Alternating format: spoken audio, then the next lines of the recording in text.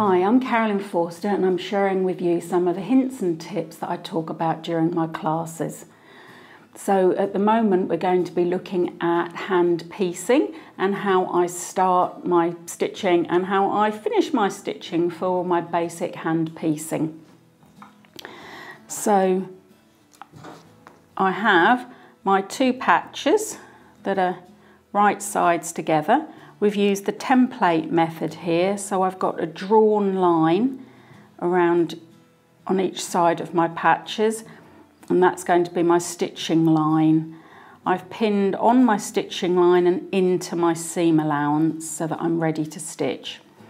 And take out the first pin and I can start stitching.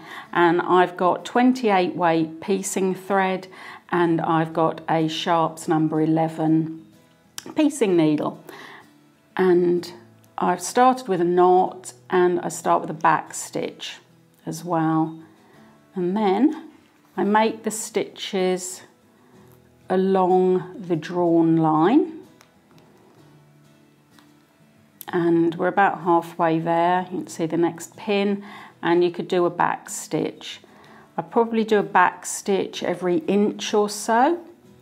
And that just means that you can pull the thread up tight and it won't gather up the whole of your seam, but you get a really nice tension in the seam so it won't be gappy. Just do another back stitch there, and then we're coming to the end of our line of stitching.